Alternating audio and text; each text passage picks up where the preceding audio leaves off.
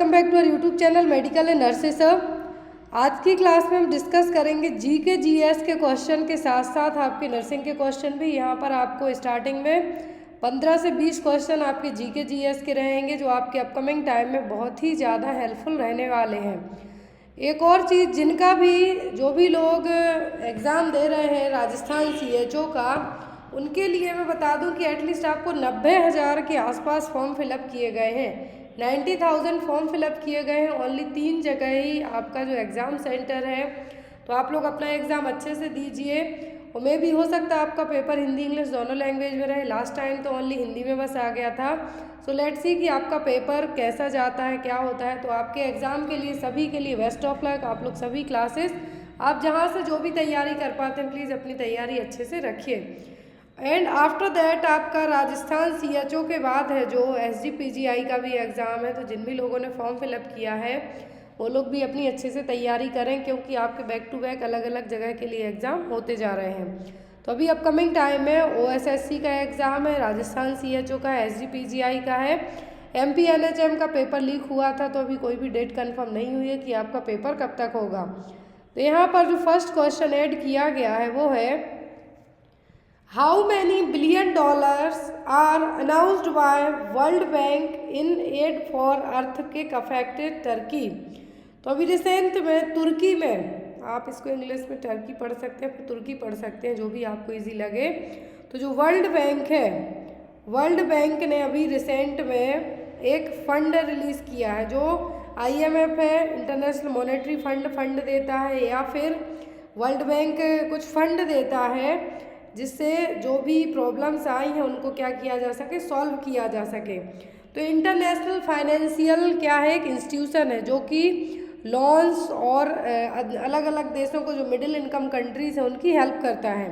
तो यहाँ पर वर्ल्ड बैंक ने तुर्की में अभी भूकंप आया था, बहुत सारे लोग, एटलीस्ट 30,000 से ज़्यादा लोगों की डेथ हो चुकी, सीरिया में भी आया था। तो इन्होंने फंड एक रिलीज़ किया है और दिया है फंड। तो ये फंड दिया गया है 1.78 बिलियन डॉलर। कितना? 1.78 बिलियन। ये यहाँ पर डॉलर में ये फंड दिया गया है। $1 82 के आसपास होता है। तो यहाँ पर 1.78 बिलियन फंड दिया है जो भूकंप से ग्रसित जो तुर्की है वहाँ के लोगों की इससे हेल्प की जा सके, क्योंकि भूकंप के कारण वहाँ पर 7 रिएक्टर से भी ज़्यादा का भूकंप आया था। अब हम बात करें वर्ल्ड बैंक की, एग्ज़ाम में आपको आ सकता है। वर्ल्ड बैंक का हेडक्वार्टर है वॉशिंगटन डीसी में। इसकी स्थापना हुई थी 1944 में, 1944 में हेडक्वार्टर है वॉशिंगटन डीसी में। इसके 189 कंट्रीज़ जो क्या है, मेंबर हैं। 189 मेंबर कंट्रीज़ हैं। यदि इनके अभी रिसेंट में प्रेसिडेंट पूछे वर्ल्ड बैंक के तो वो है डेविड मालपास। कौन है? David Malpass. और यदि एमडी पूछे तो है अंशुला कांत। और भी आपको कोई वर्ल्ड बैंक से रिलेट करती हुई कोई भी डिटेल चाहिए हो तो आप एक बार इसको रीचेक कर लें। बट मैंने आपको जो 4 चीज़ें बताई कि इसकी स्थापना हुई 1944 में, हेडक्वार्टर वॉशिंगटन डीसी में, प्रेजेंट में इसके प्रेसिडेंट हैं डेविड मालपास। और इन्होंने अभी क्या किया है, जो अर्थक्वेक आया है उसके, भूकंप आया है उसके लिए फंड दिया है। कितना? 1.78 बिलियन डॉलर में। Next one is the most important question, ये आपको एग्जाम में आ सकता है। Which Indian athlete won gold in the shot put event and at the Asian indoor athletics championship. तो अभी रिसेंट में एशियन इंडोर एथलेटिक्स चैम्पियनशिप हुई है। तो यहाँ पर ये जो चैम्पियनशिप हुई है, एशियन एथलेटिक्स इंडोर चैम्पियनशिप हुई है, तो इसमें अभी किसने गोल्ड मेडल जीता है? किसमें? वो भी शॉट में। तजिंदर पाल सिंह टूर, विकास गौड़ा, प्रद्युमन सिंह बरार या फिर मनप्रीत कौर। तो जो एशियन इंडोर एथलेटिक्स चैम्पियनशिप हुई है, इसकी पहली बार हुआ था 2004 में, अभी रिसेंट में हुआ है 2023 में। फर्स्ट टाइम कब हुआ था? 2004 में। और ये होस्ट कंट्री थी ईरान का तेहरान सिटी। फिर 2006 में। हर 2 साल में होता है। इसकी एक खासियत है कि जो एशियन इंडोर एथलेटिक्स चैम्पियन है एवरी 2 ईयर में कंडक्ट करवाया जाता है। अलग अलग कंट्री इसको होस्ट करते हैं। तो अभी जो इस बार इस बार का होस्ट करने वाला कंट्री है 2023 में, वो है कजाकिस्तान। क्या है? कजाकिस्तान। इंडिया की तरफ से जो शॉर्ट में गोल्ड मेडल जीता है वो जीता है तजिंदर पाल सिंह।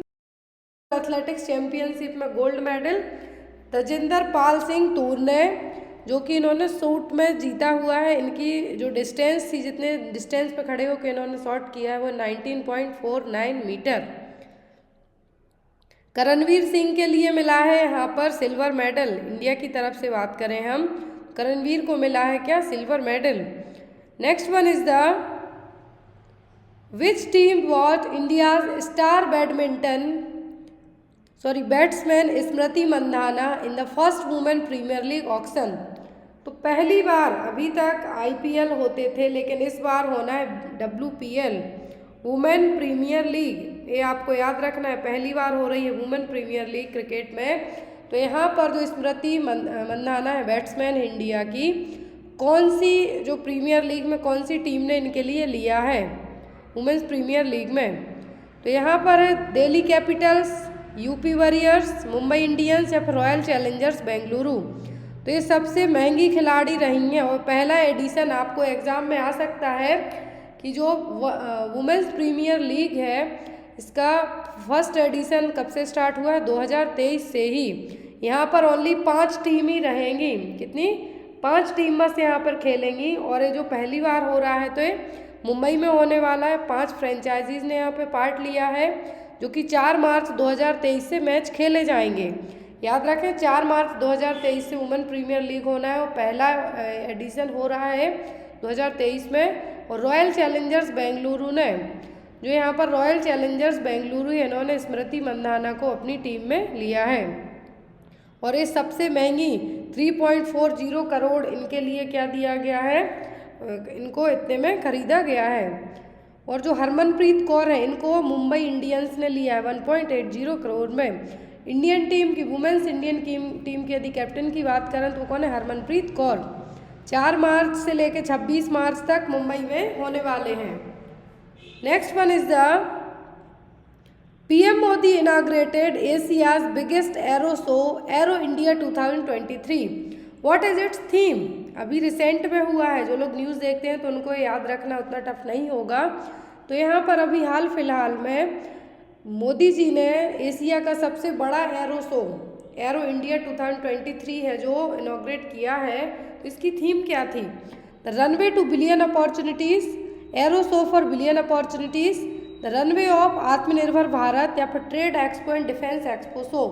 तो ये जो एरो इंडिया 2023 जो अभी रिसेंट में मोदी जी ने इनॉग्रेट किया है, इसका थीम था रनवे टू बिलियन अपॉर्चुनिटीज़। और ये जो बिगेस्ट एरो शो है हुआ है, यदि सिटी पूछे तो हुआ है बेंगलोर में ही। बेंगलोर का जो एयरफोर्स है, एयरफोर्स स्टेशन है, वहाँ पे इसको किया गया है, जिसमें डोमेस्टिक जो यहाँ पर डोमेस्टिक जो भी इंडिया के थ्रू बनाई गई जो भी फ्लाइट्स हैं वो यहाँ पर लाई गई थी। और यहाँ पर 633 डोमेस्टिक थी, 98 इंटरनेशनल लेवल की फ़्लाइट्स को यहाँ पे यूज़ किया गया है। ये सबसे बड़ा मेगा एयर शो था, बेंगलोर में हुआ है। अब यहाँ पर आपको इन 4 लाइनों में 4 क्वेश्चन मिलते हैं। फर्स्ट, एरो इंडिया 2023 कहाँ पे हुआ? ये हुआ बेंगलोर में। इंडियन एयरफोर्स के चीफ कौन है? Air chief marshal VR Chaudhari. VR Chaudhari कौन है? इंडियन एयरफोर्स के चीफ हैं। फिर यहाँ पर यदि आपको बात आती है कि जो थीम थी एरो इंडिया 2023 की, वो थी runway to billionaire opportunities. Next one is the, और इस एरो शो में एक चीज़ याद रखें, एटलीस्ट 80 देशों से ज़्यादा देशों ने पार्ट लिया था, इसीलिए इसको एशिया का सबसे बड़ा एरो शो है जो कहा गया है। Next one is, which of the following state government started entrepreneurship curriculum in government school for the first time? किस स्टेट की सरकार ने, किस राज्य सरकार ने स्कूल के लिए फर्स्ट टाइम एंटरप्रेन्योरशिप करिकुलम जो क्या किया है? अपडेट किया है। अभी तक नहीं होता था। यूपी में, दिल्ली में, गोवा में कि महाराष्ट्र में? एक किया गया है कहाँ पर? दिल्ली में। Next one is the, who was the first female chief justice of India? देखिए क्वेश्चन एग्जाम में, आई थिंक WCL के पेपर में आपको आया था कि इंडिया की फर्स्ट फीमेल चीफ जस्टिस थी वो कौन थी, CJI कौन थी, इंडिया की पहली फीमेल पूछी है वो भी। तो ऑप्शन में है यहाँ पर लीला सेठ, इंदिरा बनर्जी, फातिमा बीबी या फिर सुजाता मनोहर। तो पहली चीफ जस्टिस थी इंडिया की फातिमा बीबी। कौन थी? फातिमा बीबी। और अभी एट प्रेजेंट में है जो वो है वाई चंद्रचूड़। इंडिया के CGI 50वें नंबर के CGI की यदि हम बात करें तो वो कौन है? Y Chandrachud. Next one is the footballer Lionel Messi is a player belonging to which country. तो लियोनेल मेसी को सबको ही जानता है और ये किस कंट्री से बिलोंग करते हैं? पुर्तगाल, स्पेन, ब्राज़ील या फिर अर्जेंटीना। तो बिलोंग करते हैं कहाँ से? अर्जेंटीना से। फुटबॉल प्लेयर है ये, कहाँ से? अर्जेंटीना से। Next one is the which among the following has been awarded the Bharat Ratna doctor Ambedkar award 2022। तो भारत रत्न डॉक्टर अंबेडकर अवार्ड 2022 में किसको मिला है? हर्षाली मल्होत्रा, पंकज त्रिपाठी, पंकज कुमार या फिर विवेक अग्निहोत्री। तो जो भारत रत्न अंबेडकर अवार्ड है, जो लोग ये जो डेली सॉप सीरियल आते हैं या फिर मूवीज़ में काम करते हैं उनको लिए दिया जाता है। तो यहाँ पर भारत रत्न डॉक्टर अंबेडकर अवार्ड 2022 में मिला है हर्षाली मल्होत्रा को। आपने बजरंगी भाईजान मूवी देखी होगी, उसमें मुन्नी का रोल प्ले करती हैं वही है। Next one is the who is the first Indian women Olympic medal winner. तो भारत की पहली Indian women Olympic medal winner कौन थी? साइना नेहवाल, करनाम मल्लेश्वरी, दीपिका कुमारी या फिर PV सिंधु। तो ये थी करनाम मल्लेश्वरी। कौन थी? Karnam. What will be the correct expansion of HTML from the given choice। तो यहाँ पर HTML का फुल फॉर्म पूछा है। Hypertext markup language, hyper text multimedia language, hyper text multiple language या फिर हाइपर टेक्स्ट मल्टीमीडिया लूप। तो HTML का जो करेक्ट एक्सपेंशन और पूरा फुल फॉर्म है वो होता है हाइपर टेक्स्ट मार्कअप लैंग्वेज। तो आप कभी कभी वर्ड में भी लिखते हैं HTML भी यूज़ कर सकते हैं। तो ये क्या है? HTML, जिसका मतलब होता है hypertext markup language. Next one is the who become the only second Indian women player to win an ICC award. Question देखिए, कौन है जो only second Indian women player है जिनको ICC अवार्ड मिला है? ऑप्शन में है यहाँ पर स्मृति मंधाना, दीप्ति शर्मा, मिथाली राज या फिर हरमनप्रीत कौर। तो ICC जो वुमेन अवार्ड है, क्या है? ICC वुमेन अवार्ड है, ये जो दूसरी महिला है वो कौन है? Second Indian women player. तो वो है स्मृति मंधाना। कौन है? स्मृति मंधाना।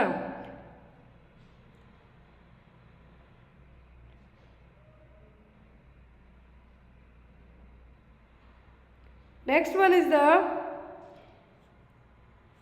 विच area does not have the lymph node. अब हमारे यहाँ से नर्सिंग के क्वेश्चन स्टार्ट होते हैं। तो कौन सा पार्ट है बॉडी का जहाँ पर लिम्फ नोड नहीं होते हैं? लंग्स में, नेक में, स्टमक में कि स्पाइनल कॉर्ड में? तो हमने स्टार्टिंग में कुछ क्वेश्चन पढ़े थे इसके 2 दिन पहले वाली सीरीज़ में। तो आपको बताया गया था कि ब्रेन का एक ऐसा एरिया होता है जहाँ पर लिम्फ नोड नहीं पाए जाते। तो ब्रेन हो गया, स्पाइनल कॉर्ड हो गई, ब्रेन का कोई भी पार्ट हो गया जहाँ पर लिम्फ नोड नहीं होते हैं। Next one is the action of parathormone in the human body. तो पैराथार्मोन जो थायराइड ग्लैंड है इसके बैक साइड में जो ग्लैंड होती हैं वो पैराथार्मोन को रिलीज करती हैं। तो अब यहाँ पर जो पैराथार्मोन है इनका काम क्या है? Decrease blood sodium level, increase blood sodium level, decrease blood calcium level या फिर इंक्रीज ब्लड कैल्शियम लेवल। जो पैराथार्मोन होते हैं ये क्या करते हैं? ब्लड कैल्शियम लेवल को बढ़ाने का काम करते हैं। देखिए आपकी ये रही जो थायराइड ग्लैंड होती है ये H शेप ग्लैंड होती है, बटरफ्लाई शेप की ग्लैंड होती है, एग्जाम में आपको आता है। तो जो बटरफ्लाई शेप ग्लैंड होती है इसके बैक साइड में 4 पैराथायरॉइड ग्लैंड होती हैं। कितनी? 4 छोटी छोटी पैराथायरॉइड ग्लैंड होती हैं जो कि पैराथार्मोन को रिलीज करती हैं। अब यहाँ पर ये जो पैराथार्मोन है क्या करेगा?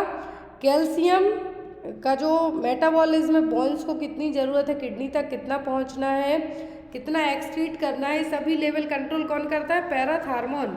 तो यहाँ पर जो पैराथार्मोन का काम है वो क्या है? ब्लड कैल्शियम लेवल को बढ़ाना, ना कि घटाना। Next one is tonsils is tonsils क्या है? मस्कुलर टिश्यू है, लिम्फॉइड टिश्यू है, कनेक्टिव टिश्यू है कि एपिथेलियल टिश्यू है? अब जिसको टॉन्सिलाइटिस हुआ हो गले के यहाँ पे तो उसको इजीली पता होगा कि क्या है, लिम्फॉइड टिश्यू है। क्या है? लिम्फॉइड टिश्यू है। जब टॉन्सिलाइटिस मतलब टॉन्सिल्स में इन्फ्लामेशन या फिर इन्फेक्शन होता है तो वो क्या हो जाता है? टॉन्सिलाइटिस। और एक टॉन्सिल्स क्या है? ये है lymphoid tissue. Next one is the effect of hypothyroidism includes all but this. तो जिसको हाइपोथायरॉयडिज्म होता है उसको सब कुछ होगा किसी एक को छोड़कर। यदि एट प्रेजेंट की बात करें तो मैं बता दूं कि मुझे हाइपोथायरॉयडिज्म है वो भी 7 साल से, लेकिन जब इसका जो बैलेंस गड़बड़ होता है तो आपका अपने आप उतना कंट्रोल नहीं रहता। एट प्रेजेंट आप सबने मेरी रिपोर्ट जिन्होंने ना देखी हो प्लीज़ चेक करना, मैंने YT शॉर्ट्स में अपडेट की थी। मेरा 36 और 38 के आसपास TSH लेवल आया था, क्योंकि हाइपोथायरॉयडिज्म में TSH का लेवल बहुत ज़्यादा बढ़ता है। मतलब आपका लेवल जो ज़्यादा बढ़ा तो आपको जो टैबलेट लेते हैं वो उसका डोज भी बढ़ाना होता है। तो यहाँ पर हाइपोथायरॉयडिज्म में आपको लेथार्जिक होगा, एनोरेक्सिया होगा, वेट गेन होगा, चिड़चिड़ापन होगा, आपको लगेगा कि एक जगह से कहीं भी ना जाए, सब कुछ होगा, लेकिन डायरिया नहीं होता है, कॉन्स्टिपेशन होता है हमेशा। क्या होगा? कॉन्स्टिपेशन होगा, ना कि डायरिया होगा। जो बेसिक मेटाबॉलिक रेट है आपकी वो आपका थायराइड हार्मोन ही कंट्रोल करता है, लेकिन जब उसी में डिस्टर्ब हो जाता है तो बहुत सारी प्रॉब्लम होंगी। तो यहाँ पर हाइपोथायरॉयडिज्म के मरीज में कभी भी डायरिया नहीं होगा, कॉन्स्टिपेशन होता है। Next one is the pituitary hormone triggering the male testis to generate sperm and in females triggering follicular development on a monthly basis is. तो यहाँ पर वो कौन सा हार्मोन है? तो मेल टेस्टिस को क्या करेगा? पिट्यूटरी हार्मोन ट्रिगर करता है मेल टेस्टिस को कि स्पर्म के लिए जनरेट करो। फीमेल में ट्रिगर करेगा कौन सा हार्मोन की मंथली बेसिस जो आपकी पीरियड्स आते हैं तो सही टाइम पे आए। प्रोलैक्टिन, ग्रोथ हार्मोन, FSH या ल्यूटिनाइजिंग हार्मोन। तो ये काम करता है आपका फॉलिकुल स्टिमुलेटिंग हार्मोन। क्या है? FSH hormone. Next one is the, अब यहाँ पे आपको मैच करना है, पेयर दिया हुआ इस तरीके का क्वेश्चन आपको जो लोग UPPSC का एग्ज़ाम देते हैं या फिर SGPGI का पेपर दे रहे हैं उनको ही आ सकते हैं मैच वाले। Match the list first with the list second and select the correct answer using the codes given below the list. First में isolates of Langerhans, pituitary gland, thyroid gland and adrenal gland. एक side gland दी हुई, एक side hormone दिए हुए हैं। तो अब यहाँ पर आइसोलेट्स ऑफ लैंगरहैंस तो इंसुलिन को रिलीज करती हैं, पिट्यूटरी ग्लैंड रिलीज करती है ग्रोथ हार्मोन को, थायराइड ग्लैंड रिलीज करती है कैल्सिटोनिन को। इसको कैल्सिटोनिन को थायराइड T3 T4 TSH के अलावा कैल्सिटोनिन रिलीज करती है। और एड्रिनल ग्लैंड रिलीज करती है एपिनेफ्रिन को। जो किडनी के ऊपर रीनल ग्लैंड होती है, एड्रिनल ग्लैंड जिसको हम कहते हैं, एपिनेफ्रिन को रिलीज करती हैं। सो अकॉर्डिंग टू दैट आप जो मैच करेंगे पेयर वो होगा आपका ऑप्शन नंबर बी। ए का फोर्थ मतलब इंसुलिन, बी का थर्ड मतलब ग्रोथ हार्मोन, थायराइड का फर्स्ट और एड्रिनल ग्लैंड का second. Next is the this hormone is responsible for fight और फ्लाइट रिस्पॉन्स। तो कौन सा हार्मोन है जो फाइट और फ्लाइट के लिए रिस्पॉन्सिबल है? Thyroxine and melatonin, insulin and glucagon, epinephrine and nor epinephrine या फिर एस्ट्रोजन एंड प्रोजेस्टेरोन। तो जो हार्मोन फाइट और फ्लाइट के लिए रिस्पॉन्सिबल होता है वो तो एपिनेफ्रिन एंड नॉर एपिनेफ्रिन। कौन सा? Epinephrine and nor epinephrine. बारे में बात करते हैं तो यदि PHC से आपको एग्जाम में क्वेश्चन आते हैं तो यहाँ पर स्टाफिंग पैटर्न, यदि आप नॉर्मली अपनी प्रिपरेशन कर रहे हैं तो टोटल जो यहाँ पर स्टाफिंग पैटर्न होता है वो होता है 15। कितना होता है? 15। लेकिन आप यदि BNS 04142 का एग्ज़ाम देने वाले हैं तो यहाँ पर आपको और ज़्यादा डीपली क्वेश्चन आते हैं। तो यहाँ पर PHC की बात करें हम तो यहाँ पर Indian public health standard IPHS full form याद रखें, इंडियन पब्लिक हेल्थ स्टैंडर्ड के अकॉर्डिंग PHC को है जो यहाँ पर डिवाइड किया गया। फर्स्ट आता है डिलीवरी एंगल से। किससे? डिलीवरी एंगल से। PHC में भी of 2 types depending upon the delivery case load. Exam में क्वेश्चन आता है डिलीवरी केस लोड को डिपेंड करते हुए जो डिलीवरी होती है उनको लेके, तो टाइप A और टाइप B। तो टाइप A PHC है जो कब कंसीडर किया जाएगा? Primary health centre. अभी हमने पॉपुलेशन पढ़ लिया कि 30,000 है तो कहाँ पर है? नॉर्मल प्लेन एरिया में 20,000 जनता है वहाँ की, तो हिली पहाड़ी एरिया में होगा एक PSC। लेकिन यहाँ पर यदि केस लोड को बात करें, डिलीवरी को केस लोड को लेके, तो टाइप A PSC कब कहलाएगी? जब वहाँ पर डिलीवरी है जो लेस देन 20 डिलीवरी हुई हो एक मंथ में, एक महीने में 20 से कम डिलीवरी हुई हो, तो वो कौन सी PSC कहलाएगी? Type A PSC। फिर दूसरा आता है टाइप B PSC। कौन सा आएगा? Type B PSC। तो जिसमें डिलीवरी लोड 20 से भी ज़्यादा होगा एक महीने में, जिस प्राइमरी हेल्थ सेंटर में 20 से ज़्यादा डिलीवरी कंडक्ट हुई होगी, वो किस में आएगा? टाइप B PSC में।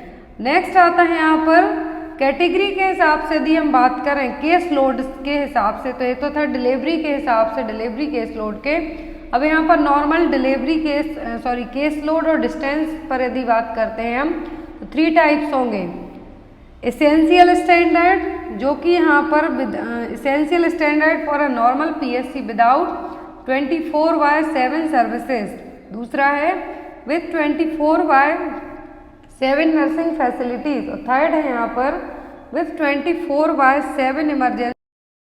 अकॉर्डिंग पढ़ ली PSC डिलीवरी लोड के अकॉर्डिंग पढ़ ली।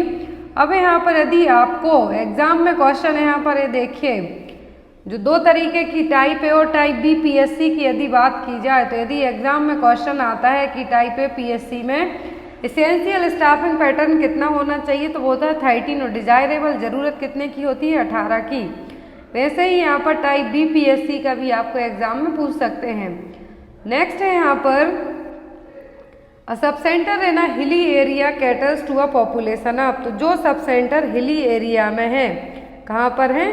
हिली एरिया में है, तो यहाँ पर कितनी पॉपुलेशन के बीच में है जो एक सब सेंटर रहेगा? ऑप्शन में है यहाँ पर 1000, 2000, 3000 या फिर 500। तो यदि यहाँ पर हम पॉपुलेशन नॉर्म्स की बात करें, कहाँ पर? सब सेंटर के लिए, और हिली और पहाड़ी एरिया अलग यहाँ पर सेपरेट कहा गया है, कितना होगा? 3000। कितना होगा? 3000 पॉपुलेशन। यदि यही प्लेन एरिया कहते तो हम ऑप्शन D को मार्क करते, लेकिन इन्होंने साफ साफ कहा है कि हिली एरिया है, पहाड़ी इलाका है, तो कितने में होगा? 3000 पॉपुलेशन में। अब यदि इसका स्टाफिंग पैटर्न पूछते हैं, तो सब सेंटर में है जो ज़्यादा स्टाफिंग पैटर्न नहीं होता है।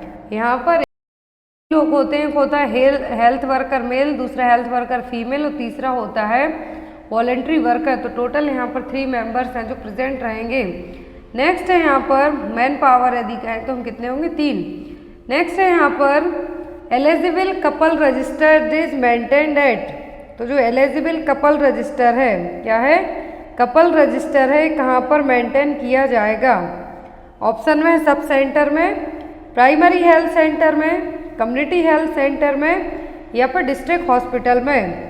तो जो एलिजिबल कपल रजिस्टर है, क्या है? एलिजिबल कपल रजिस्टर है, कहाँ पर मेंटेन किया जाएगा? तो ये मेंटेन किया जाएगा सब सेंटर में। कहाँ पर? सब सेंटर में। अब यहाँ पर आपको इस रजिस्टर कहाँ पर मेंटेन किया जाता है? सब सेंटर में।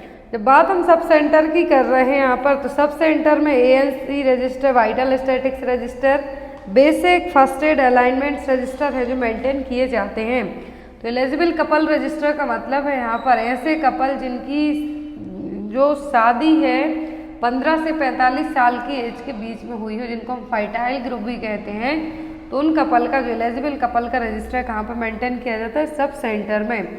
अब यहाँ पर सब सेंटर की बात आ रही है, तो यहाँ पर किट्स भी होती हैं जो आपको एग्जाम में आती हैं, kit A and kit B। पूरे जो sub centre, primary health centre और कम्युनिटी हेल्थ सेंटर में जो भी किट यूज़ की जाती हैं वो यहाँ पे हम देखेंगे। तो यदि किट A और किट B की बात करें हम, तो किट A और किट B दोनों है जो सब सेंटर में है जो रखी जाती हैं और मिलेंगी। इनके कंपोनेंट्स जो आइटम्स इनमें प्रेजेंट होते हैं किट्स में, वो आपको उनके नाम है जो याद रखना है। किट A में ORS पाउडर होगा, आयरन फॉलिक एसिड की स्मॉल और लार्ज टैबलेट होंगी, सिरप होगा और फॉलिक एसिड होगा, क्वाट्रिमेक्साइड टैबलेट होंगी, जिंक होगा, विटामिन A होगा, और यहाँ पर जो लास्ट में रहेगा वो क्या होगा? GB क्रिस्टल्स हैं जो प्रेजेंट होंगे, या फिर हम जिनको क्या कहेंगे? Methylene lithium chloride. तो यहाँ पर ये भी प्रेजेंट होगा। लेकिन यहाँ पर आपको किट B मेनली एग्जाम में पूछी जाती है, अभी तक किट A उतनी नहीं आती है, किट B आती है, बट यहाँ पर एक्सेप्ट करके क्वेश्चन आपको आ सकते हैं। तो पैरासिटामोल किट बी में रहती है, किट ए में नहीं रहेगी। तो दोनों के आपको कंपोनेंट याद रखना है। सब सेंटर में जो किट होती हैं वो होती है kit A, B and C. Kit D होती है प्राइमरी हेल्थ सेंटर में। अब हम यहाँ पे देखेंगे कि जो सब सेंटर में किट सी है, प्राइमरी हेल्थ सेंटर में किट डी है, और जो रेफरल यूनिट है, first referral unit, that means first referral unit और कम्युनिटी हेल्थ सेंटर में जो किट होती हैं, तो आपको मेनली इनके नाम याद रखना है। किट ए, बी, सी होती हैं सब सेंटर में, किट डी होती है प्राइमरी हेल्थ सेंटर में। अब आती है किट ई से लेके किट पी तक। आपको इनके अल्फ़ाबेटिकल नाम याद रखना है कि ए, बी, सी किट होती हैं सब सेंटर में, किट डी होती है पीएससी में, और जो फर्स्ट रेफरल यूनिट है जिसको हम कम्युनिटी हेल्थ सेंटर कहते हैं, एग्जाम में आता है कि फर्स्ट रेफरल यूनिट क्या है, तो वो है सीएचसी। फर्स्ट रेफरल यूनिट और सीएचसी में जो किट होती हैं वो होती है किट ई से लेके किट पी तक। किट ई है लेप्रोटॉमी सेट, किट एफ में होगा मिनी लेप्रोटॉमी सेट, किट जी यदि बात करें तो intrauterine device insertion set, kit H होती है बेसिक्टॉमी सेट रहेगा, आई में होगा normal delivery set, vacuum extraction set होगा जे में, किट के में होगा एम्ब्रियोटॉमी सेट, किट एल होगी यूट्राइन इवाकुएशन सेट, किट एम में होगा इक्विपमेंट फॉर एनेस्थीसिया, एन है न्यूनेटल रिससिटेशन, ओ में होगा reagent for blood test, last P में होगा डोनर ब्लड ट्रांसफ्यूजन सेट, किसी को ब्लड डोनेट करना है तो उसके लिए ट्रांसफ्यूजन सेट किस में होगा, किट पी में। अब आपको बेसिकली इनके नाम याद रखना है, क्योंकि जब भी आपकी यदि इनके पोस्टिंग होती है एज अ CHO या फिर एज अ स्टाफ नर्स, यदि आप CSC में काम करने जाते हैं तो आपको ये किट्स हैं जो वहाँ पे अवेलेबल होंगी, आपको इनके नाम पता होंगे तो आप उनको इजीली है जो हैंडल कर सकते हैं।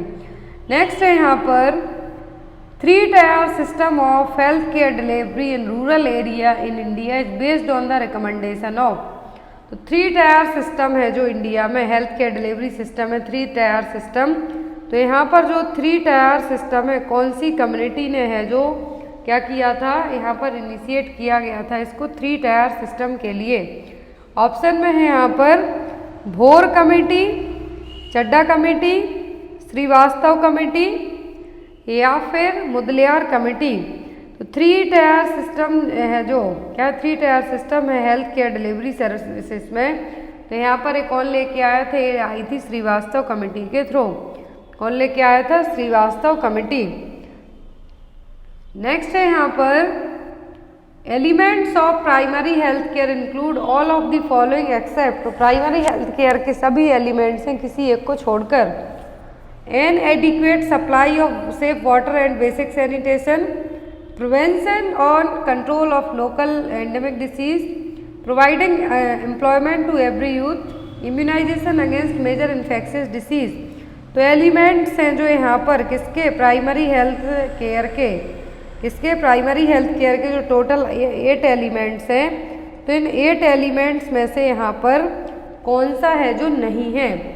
तो यहाँ पर जो नहीं है वो है providing employment to every youth. क्या है, providing employment to every youth. But जो हैं वो कौन कौन से हैं, एजुकेशन, वाटर एंड सैनिटेशन जो कि फर्स्ट में है, prevention and control of locally endemic disease, immunisation against major infectious disease. तो यहाँ पर जो नहीं है वो कौन सा, वो है providing employment to every youth. जो हैं टोटल यदि बात करें तो कितने हैं, 8 हैं। Education, water and sanitation, nutrition, maternal and child health, immunisation, prevention of endemic disease, treatment and drug availability. ये टोटल प्राइमरी हेल्थ केयर के 8 एलिमेंट्स हैं। एग्जाम में आपको आता है primary health care. Next one is, यहाँ पर आपको जोड़ी मिलाने का काम करना है।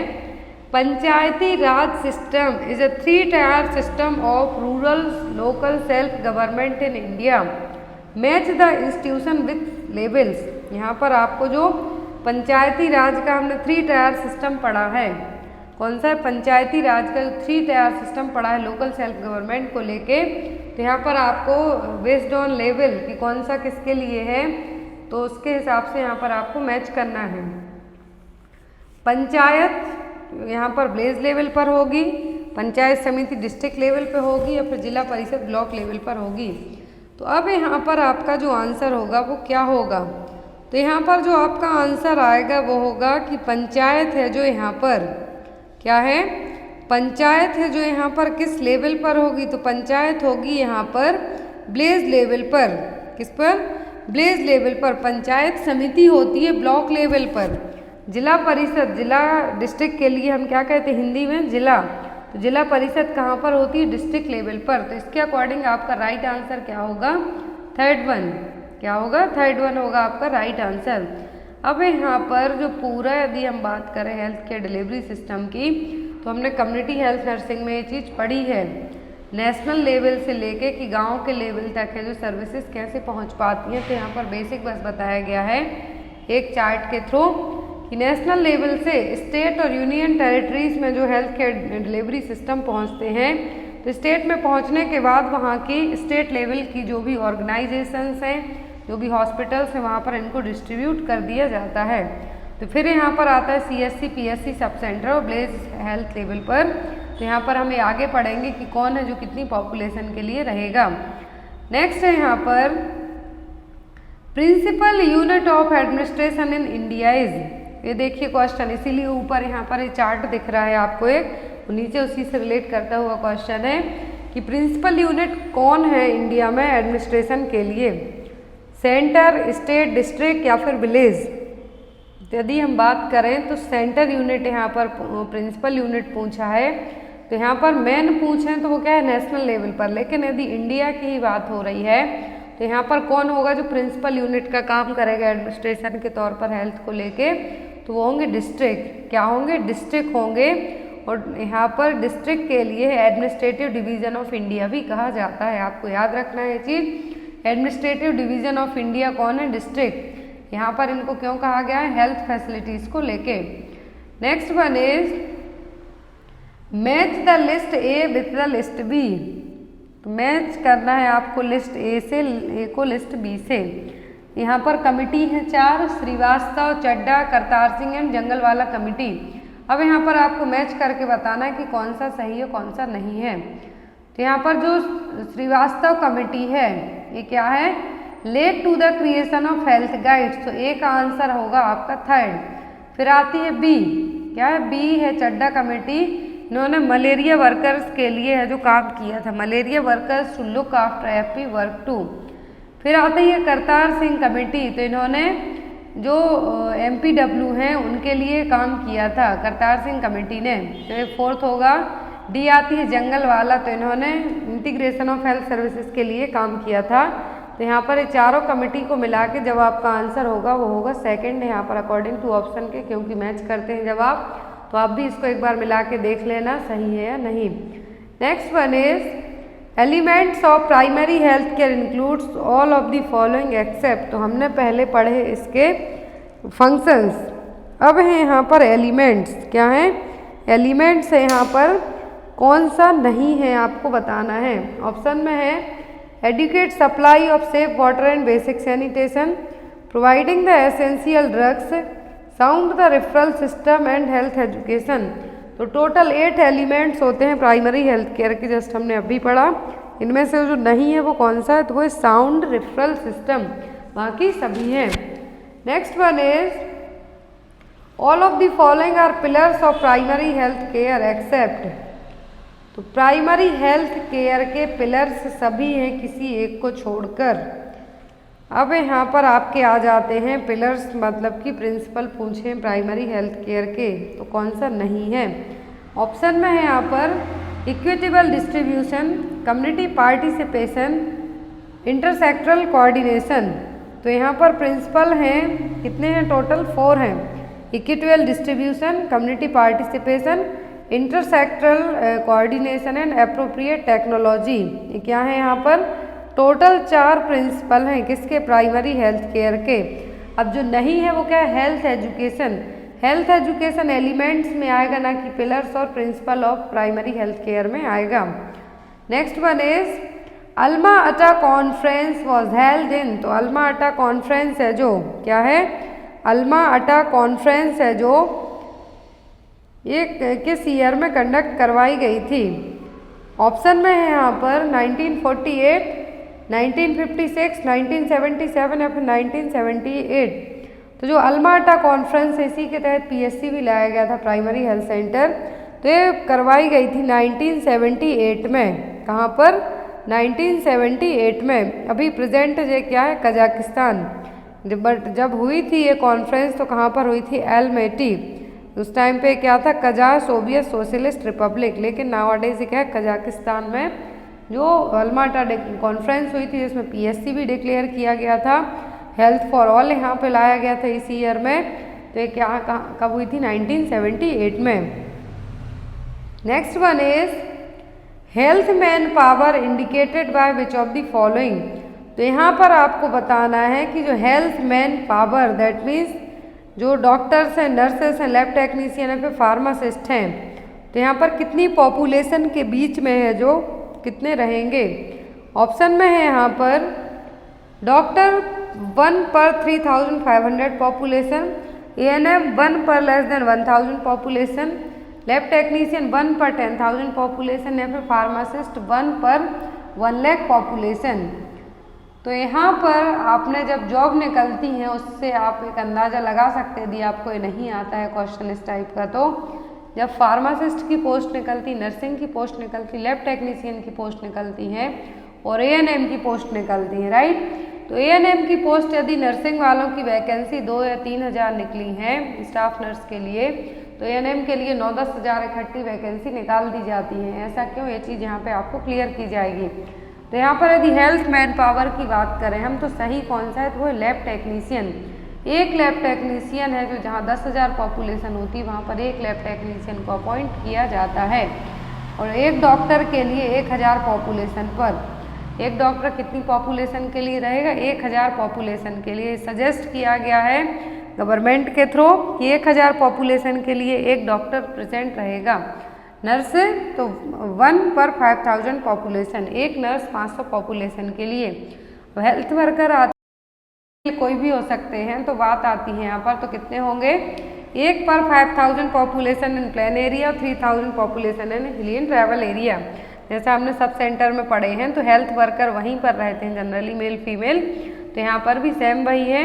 फिर आता है हेल्थ असिस्टेंट। क्या है? हेल्थ असिस्टेंट जो कि पीएचसी में रहेंगे, प्राइमरी हेल्थ सेंटर में रहते हैं, मेल फीमेल।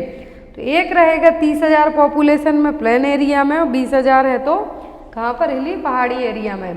फिर आते हैं फार्मासिस्ट। तो फार्मासिस्ट की यदि हम बात करें तो एक फार्मासिस्ट है जो 10,000 पॉपुलेशन के लिए है जो नॉर्म्स में प्रेजेंट रहेगा। जहाँ पर यदि 10,000 पॉपुलेशन है तो वहाँ पर एक फार्मासिस्ट रखा जाएगा। 10,000 पॉपुलेशन है यदि जहाँ पर, तो एक लैब टेक्नीशियन रखा जाएगा। आंगनवाड़ी वर्कर जनरली 400 से 800 पॉपुलेशन के लिए एक है जो कंसीडर की जाती है।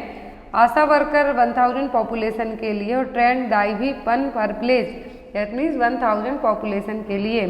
तो यहाँ पर पॉपुलेशन नॉर्म्स हैं कि कौन है जो कितनी पॉपुलेशन के प्रति जो रहेगा वहाँ पर, इसीलिए यहाँ पर हेल्थ मैन पावर इंडिकेट करता है। करेक्ट तो क्या है? लैब टेक्नीशियन पर 1000 population. Next one is function of PHC और ऑल तो यहाँ पर पीएचसी के फंक्शन क्या हैं? रेफरल सर्विसेज प्रोवाइड कराना, family planning and referral services, basic laboratory services, या फिर ऑल ऑफ दी अबव। तो प्राइमरी हेल्थ सेंटर के सभी फंक्शन हैं। क्या हैं?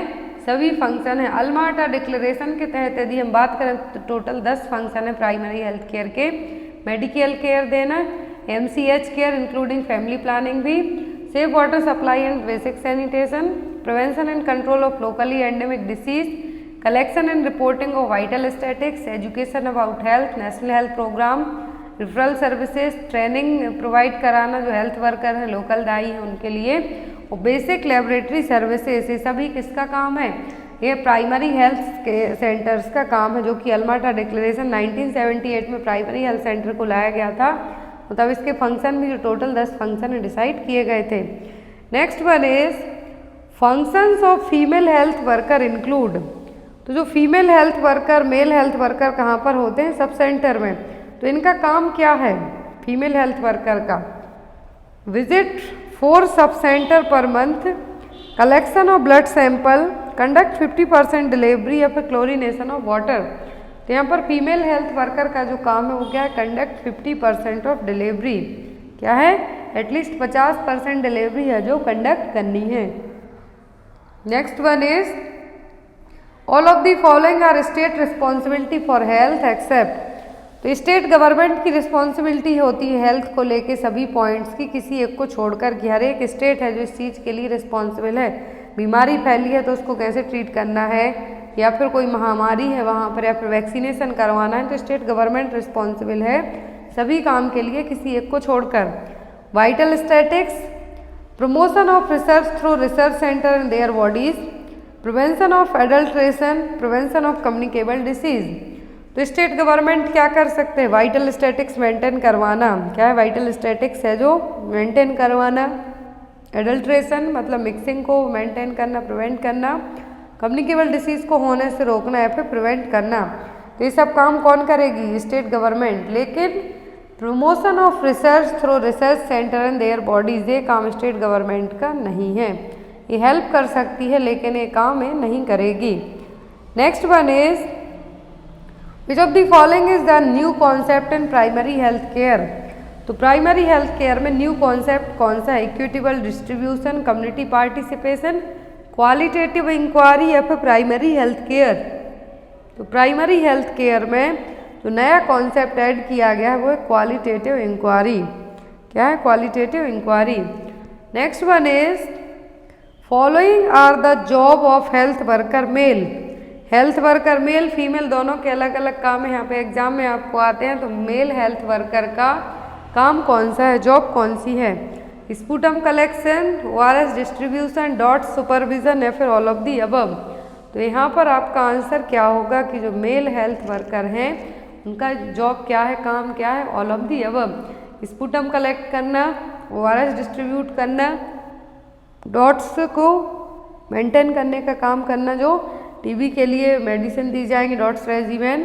तो ये काम किसके हैं, सभी हेल्थ वर्कर मेल के। Next one is which of the following is not the work of a female multipurpose health worker. तो इनमें से कौन सा काम है जो मल्टीपर्पज फीमेल हेल्थ वर्कर का नहीं है। ऑप्शन में है यहाँ पर malaria surveillance, distribution of condoms, immunisation या फिर DOTS activities.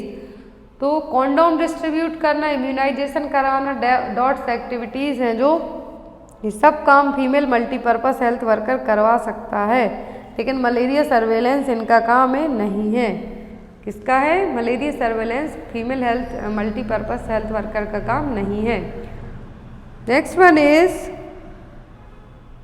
Which of the following is a source of calcium. तो इनमें से कैल्शियम का अच्छा सोर्स क्या है, ऑरेंज है, सार्डिन्स है, सनलाइट है या फिर मिल्क है, दूध है। तो जो कैल्शियम का अच्छा सोर्स है यहाँ पर वो क्या है, वो है सार्डिन्स, जो कि एक तरीके की फिश है। क्या है, सार्डिन्स, जो कि एक तरीके की फिश है जिसमें सबसे ज़्यादा है जो कैल्शियम प्रेजेंट रहेगा। Next one is A person working as a health educator uses an approach that views health as related to। तो एक पर्सन है जो एज एन हेल्थ एजुकेटर की तरह काम करता है, तो ये किस तरीके से उसका हेल्थ को लेके पॉइंट ऑफ व्यू रहेगा। पैथोलॉजिकल प्रोसेस के तरीके से, minimising the complication, health screening और बिहेवियरल चेंजेस। तो पर्सन यदि एज एन हेल्थ एजुकेटर के तौर पर काम करता है तो किस तरीके का व्यू है उसका, बिहेवियरल चेंज करने का। Next one is with the following is at sub centre level. तो यहाँ पर इनमें से कौन सा होगा जहाँ पर सब सेंटर होगा, जिला परिषद, पंचायत समिति, ग्राम पंचायत या फिर ग्राम सभा। तो यहाँ पर सब सेंटर है जो किस तरीके से किसके लिए प्रेजेंट होगा, तो वो ग्राम पंचायत में। कहाँ पर, Gram Panchayat. Next one is highest level of integration and health services is. तो हाईएस्ट लेवल ऑफ इंटीग्रेशन कौन सी हेल्थ सर्विसेज में होगा, पीएचसी में होगा, सब सेंटर में होगा, सीएससी में होगा या फिर डिस्ट्रिक्ट हॉस्पिटल में होगा। सबसे ज़्यादा है जो बिजी हॉस्पिटल्स, इनमें से कौन सी होंगी, तो वो होंगी डिस्ट्रिक्ट हॉस्पिटल्स।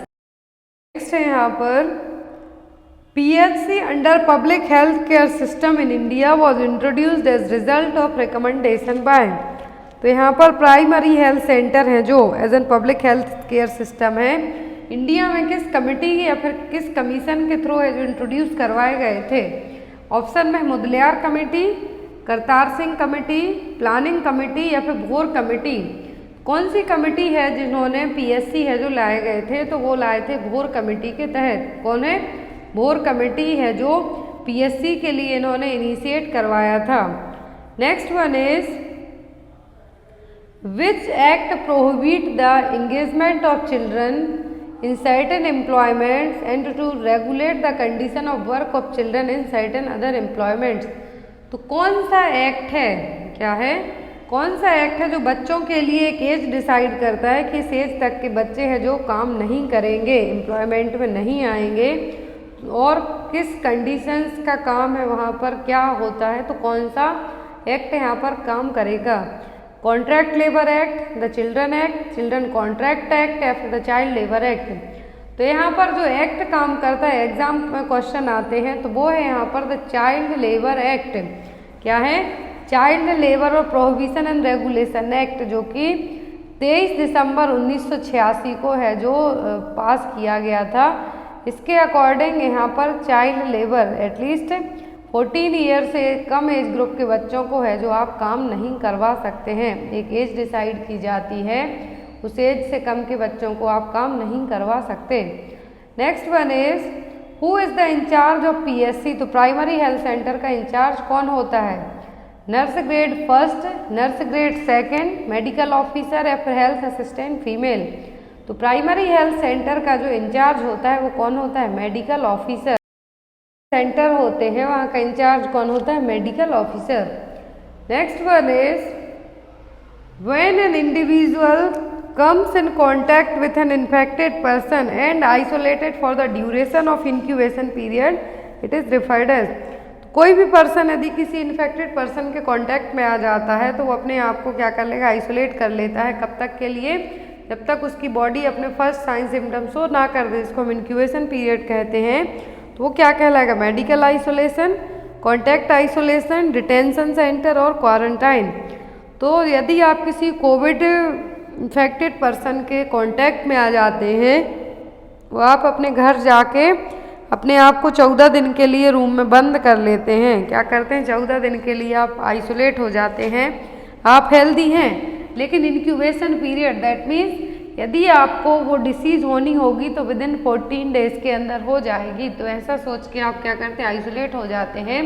बट आपको इन्फेक्शन नहीं होता तो वो टाइम पीरियड क्या कहलाता है? क्वारंटाइन। क्या कहलाएगा? Quarantine. Next one is which one of the following stage mouth and tongue are used to deal with the stress. तो कौन सी स्टेज में है जो आप किसी भी स्ट्रेस को लेके डील करने के लिए ओरल स्टेज है, सॉरी कौन सी स्टेज है जो आप अपनाएंगे? एनल स्टेज अपनाएंगे, ओरल स्टेज, फैलिक स्टेज या फिर लेटेंसी स्टेज। तो कौन सी स्टेज में है जो आप माउथ टंग का है जो यूज़ करेंगे यहाँ पर? तो आप यदि माउथ टंग और यहाँ पर ओरली अपने स्ट्रेस को रिलीव करने के लिए यूज़ कर रहे हैं तो ये क्या कहलाएगी? Oral stage. क्या है?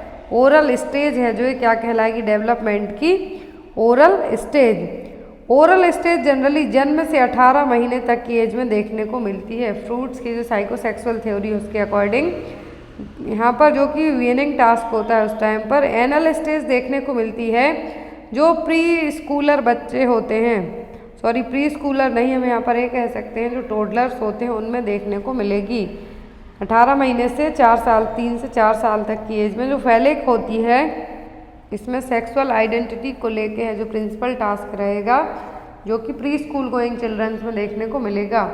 फिर आती है लेटेंट फेज जो कि लर्निंग एक्टिविटी फेज है जो कि स्कूल गोइंग चिल्ड्रंस में देखने को मिलेगा प्यूबर्टी तक। फिर प्यूबर्टी से है जो और आगे स्टेज में देखने को मिलेगी जेनाइटल स्टेज। तो यहाँ पर आपको ओरल, एनल, फैलिक, लेटेंसी है और यहाँ जो चारों स्टेज, सॉरी 5 स्टेज के नाम याद रखना है और यहाँ पर क्या है जो डेवलप होगा इस स्टेज में। Next one is A nurse perform physical assessment by touching a patient whole body to rule out abnormality. This kind of touch is called। तो यहाँ पर आप एज अ नर्स है किसी पर्सन की पेशेंट का फिजिकल असेसमेंट करते हैं तो आप उसकी पूरी बॉडी को टच करते हैं यदि, तो ये कौन सा टच कहलाएगा? Friendship touch, warm touch, intimating touch या फिर प्रोफेशनल टच। तो यदि एक नर्स किसी पेशेंट को उसकी बॉडी में कोई एबनॉर्मेलिटी या फिर कोई डिसीज चेक करने के लिए उसको टच करती है, छू के देखती है, तो ये कहलाता है प्रोफेशनल टच। क्या कहलाएगा? Professional touch. और बिना पेशेंट की परमिशन के आप उसको टच नहीं कर सकते, ये भी एक रूल है। Next one is the modern concept of nursing that is promotion of health, prevention of disease, alleviation of suffering is known as. देखिए यहाँ पर WHO के अकॉर्डिंग हेल्थ की डेफिनेशन ही बता दी। तो कौन सा कॉन्सेप्ट होगा? हॉलिस्टिक, इकोलॉजिकल, बायोमेडिकल और साइकोलॉजिकल कॉन्सेप्ट। तो यहाँ पर जो कॉन्सेप्ट है promotion of health, prevention of disease and alleviation of suffering, कोई डिसीज है तो उसको क्या करना है? एलिवेट करना है, भगाना है बॉडी से। तो कौन सा कॉन्सेप्ट है? तो ये holistic concept of health. Next one is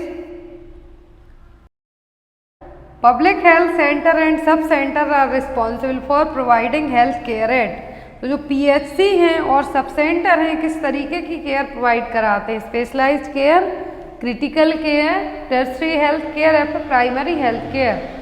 जितने भी प्राइमरी हेल्थ सेंटर और सब सेंटर होते हैं कौन सी केयर प्रोवाइड कराते हैं? तो ये करवाते हैं आपको प्राइमरी हेल्थ केयर। क्या करवाते हैं? Primary health care. Tertiary health care आपको है जो CHC में मिलेगी। क्रिटिकल और स्पेशलाइज्ड केयर आपको मान लीजिए कोई स्पेसिफिक बीमारी है तो वहाँ मिलेगी, लेकिन प्राइमरी हेल्थ केयर है जो कहाँ पर दी जाएगी? PHC और सब सेंटर्स में। Next one is which kind of material is required for applying pressure at the IV site is. यदि IV साइट है तो वहाँ पर आपको प्रेशर लगाना है, कौन से मटेरियल की ज़रूरत पड़ेगी? अल्कोहल स्वैब की, बीटाडीन स्वैब की, स्टेराइल स्वैब की या फिर नन ऑफ द अबव, मतलब कुछ भी नहीं। तो IV साइट पर आप क्या करते हैं? ब्लीडिंग ना हो तो वहाँ पर ब्लीडिंग को स्टॉप करवा लीजिए। आपने लैब में सभी ने अपना ब्लड है जो दिया होगा किसी न किसी टेस्ट के लिए, तो वहाँ पर क्या यूज़ किया जाता है? अल्कोहल स्वैब है जो पहले यूज़ करते हैं बाद में, लेकिन जब IV साइट को आप प्रेशराइज करते हैं IV कैनुला या फिर IV रूट से आप ब्लड निकालने के बाद, तो वहाँ पर क्या यूज़ करते हैं? Sterile swab. Next one is which type of hypersensitivity reaction is tuberculin skin test. तो ट्यूबरक्लिन माउंटेक्स टेस्ट होता है तो उसमें कौन सी हाइपर सेंसिटिविटी रिएक्शन देखने को मिलेगी? Type 4th, type 1st, type 2nd या फिर टाइप 3rd हाइपर सेंसिटिविटी। तो हाइपर सेंसिटिविटी की बात हो रही है, एग्जाम में क्वेश्चन आता है। तो ट्यूबरक्लिन स्किन टेस्ट में जो हाइपर सेंसिटिविटी देखने को मिलती है वो होती है टाइप 4, जिसको हम क्या कहते हैं? Delayed hypersensitivity reaction. Tuberculin test के लिए यहाँ पर क्यों कही गई टाइप 4? क्योंकि यहाँ पर जो PPD इंजेक्ट की जाती है वो इंट्राडर्मल रूट से है जो चेक की जाती है। और जितने भी यहाँ पर क्या है, जितने भी टेस्ट किए जाते हैं किसी भी मेडिसिन को लेके वो क्या किए जाते हैं? इंट्राडर्मली किए जाते हैं। तो यहाँ पर बहुत ही फास्ट तरीके से है जो देखने को मिलेगा यदि कुछ भी रिएक्शन होता है तो। ट्यूबरक्लिन टेस्ट में क्या? Type 4 hyper sensitivity. 4 टाइप की हाइपर सेंसिटिविटी रिएक्शन होती है mainly. First immediate, second cytotoxic, third is immune complex, fourth is delayed hypersensitivity reaction. यहाँ पर अलग अलग डिसीज में अलग अलग टाइप की हाइपर सेंसिटिविटी रिएक्शन देखने को मिलेगी। Next one is the macronutrient which is a structural component of the cell wall and activates the enzymes. तो कौन से मैक्रोन्यूट्रिएंट्स हैं जो कि सेल वॉल के लिए है जो एक स्ट्रक्चरल कंपोनेंट का काम करते हैं और एंजाइम्स को भी एक्टिवेट करने का काम करते हैं? Carbon monoxide, nitrogen oxide, calcium या फिर बोरॉन ऑक्साइड। कौन से कंपोनेंट हैं जो कि सेल वॉल के लिए एक्टिवेट करने का काम करेंगे और स्ट्रक्चरल कंपोनेंट भी हैं? तो वो है कैल्शियम। कैल्शियम आयन है जो कि सेल वॉल स्ट्रक्चर को स्टेबलाइज करने के लिए, acetic growth, iron exchange properties के लिए यूजफुल माने जाते हैं। Next one is a community health nurse is providing health education to diabetes regarding how to self monitor blood glucose level, which level of prevention does it. तो यहाँ पर एक community health nurse diabetes है किसी patient को कि आप अपना कैसा ब्लड शुगर लेवल मेंटेन करके मॉनिटर कर सकते हैं, तो कौन सा प्रिवेंशन उसको समझाया जा रहा है, प्राइमरी, प्रीमोर्डियल, सेकेंडरी या फिर टर्सरी। फर्स्ट होता है प्राइमरी। तो यहाँ पर आपको डिसीज़ के पहले ही होने से रोकने के लिए प्रिवेंशन प्रिकॉशन है जो बरतना है, जैसे इम्यूनाइजेशन है जो क्या होगा, इसी का एक पार्ट होगा प्राइमरी का। फिर आता है सेकेंडरी। सेकेंडरी में क्या होगी, डिसीज़ हो गई है आपके लिए लेकिन आपको डिसीज़ का ट्रीटमेंट भी लेना है। टर्सरी में आएगा कि आपको कॉम्प्लिकेशन से बचना है, तो इसीलिए यहाँ पे कहा गया है कि आप यदि डायबिटिक हैं तो आप अपना ब्लड ग्लूकोज मॉनिटर कैसे लेवल करके रख सकते हैं ताकि आपको कोई कॉम्प्लिकेशन डेवलप ना हो। Next one is gonorrhoea positive organism is. तो गोनोरिया का पॉजिटिव एजेंट क्या है, crab louse, candida albicans, trichomonas vaginal या फिर निसीरिया। तो गोनोरिया का जो पॉजिटिव एजेंट है वो क्या है, neisseria gonorrhoeae. Next one is The hospital in which the person suffering from communicable disease are admitted is called। तो कौन सी हॉस्पिटल है जहाँ पर कोई कम्युनिकेबल डिसीज़ का पेशेंट है उसको एडमिट किया जाएगा। ऑप्शन में general hospital, isolation hospital, specialised hospital या फिर रिसर्च कम टीचिंग हॉस्पिटल। तो ऐसी हॉस्पिटल जहाँ पर कम्युनिकेबल डिसीज़ का ट्रीटमेंट होगा वो कौन सी होंगी, आइसोलेटरी हॉस्पिटल और isolation hospital. Next one is a condition characterized by deviation from normally healthy state which is manifested by physical and psychological symptom is called। तो ऐसी कंडीशन आपको बताना है कि आप नॉर्मल हेल्दी स्टेट से डेविएट हुए हैं, दैट मीन्स आप ट्रांसफ़र हुए हैं, जहाँ पर आपको फिजिकल और साइकोलॉजिकल सिम्टम्स दिखाई देंगे वो क्या कहलाएगा, प्रमोशन, प्रिवेंशन, हेल्थ या फिर इलनेस। अब यहाँ पर आपको दो पॉइंट्स में कंफ्यूज होने की ज़रूरत नहीं पड़ेगी। डेविएट का मतलब होगा यहाँ पर चेंज होना, कि आप नॉर्मल हेल्दी स्टेट से आपकी body physical psychological symptoms show करती है तो वो क्या कहलाएगी, इलनेस। जब आपकी बॉडी क्या रहेगी, नॉर्मली हेल्दी होगी तो वो क्या कहलाएगा यहाँ पर हेल्दी, लेकिन एब्सेंट रहेगी कोई भी डिसीज तो वो कहलाएगी हेल्दी। लेकिन यहाँ पर डेविएट हो रहे हैं आप नॉर्मल हेल्दी स्टेट से तो क्या कहलाएगी, illness. Next one is which of the following is a primary group. तो इनमें से प्राइमरी ग्रुप क्या है, सोशल वर्कर है, लेबर यूनियन है, सिटी है या फिर फैमिली है। तो प्राइमरी ग्रुप में तो आपका परिवार है जो क्या कहलाएगा, प्राइमरी ग्रुप में आ जाएगा। तो यहाँ पर आपका आंसर क्या होगा, D, family. Next one is the broader concept of health promotion. तो हेल्थ प्रमोशन का सबसे ब्रॉडर कॉन्सेप्ट क्या होगा, early diagnosis and treatment, diagnosis and disability prevention, health education and health maintenance, health education and disability prevention. अब यहाँ पर question है आपका हेल्थ प्रमोशन को लेके ब्रॉडर कॉन्सेप्ट क्या होगा, तो वो होगी health education and health maintenance. क्या होगा, health education and health maintenance health promotion का सबसे अच्छा ब्रॉडर कॉन्सेप्ट माना जाएगा। Next one is A person working as a health educator uses an approach that views health as a related to। तो ये क्या कहलाएगा, बिहेवियरल चेंज। यहाँ पर 2 या 3 क्वेश्चन है तो 2 टाइम है जो time. Which of the following is not a measure of disease frequency in public health nursing. तो पब्लिक हेल्थ नर्सिंग में डिसीज फ्रिक्वेंसी के लिए क्या है जो हेल्पफुल नहीं होगा, incidence rate, case control, prevalence rate या फिर रिस्क रेशियो। तो डिसीज़ की फ्रिक्वेंसी मीन्स कितने एरिया में लोग अफेक्ट हुए हैं, नए केस क्या हैं, पुराने केस क्या हैं, क्या रिस्क फैक्टर हैं डिसीज़ के, तो वो सभी है जो यहाँ पर डिसीज़ फ्रिक्वेंसी को मेज़र करने में हेल्प करेंगे किसी एक को छोड़कर।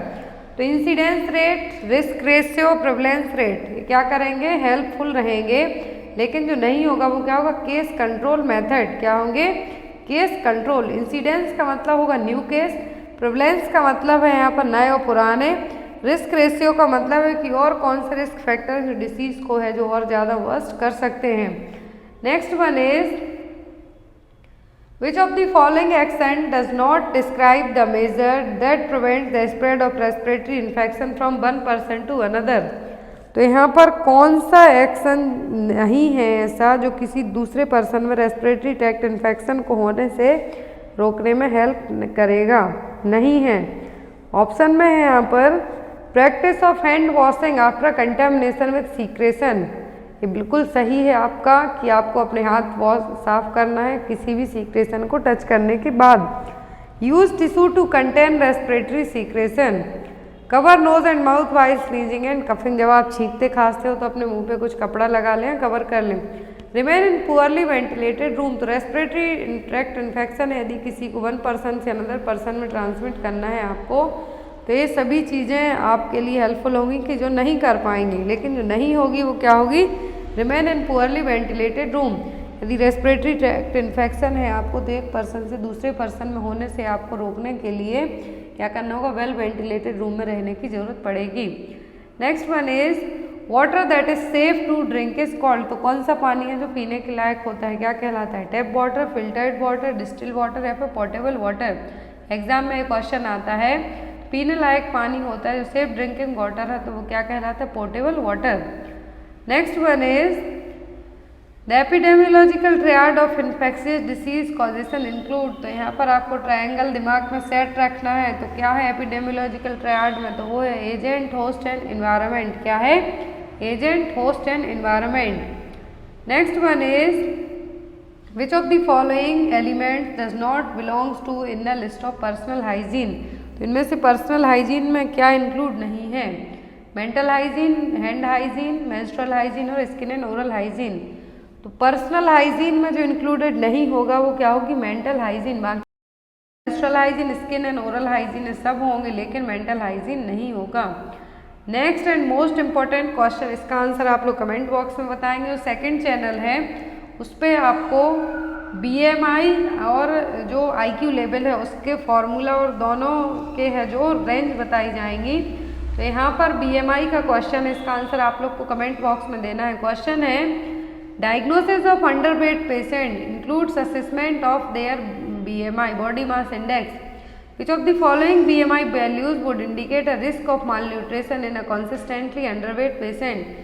इजी क्वेश्चन है, BMI के अकॉर्डिंग आपको पेशेंट में बताना है कि अंडरवेट पेशेंट जो माल नरिश पेशेंट है उसकी BMI कितनी होगी, less than 19.5 kg per metre square, less than 20.5 kg per metre square, less than 18.5 kg per metre square और 21.5 kg पर मीटर स्क्वायर। इसका आंसर आप लोग कमेंट बॉक्स में देना, जो नेक्स्ट क्लास होगी उसमें इसका आंसर आपको बताया जाएगा।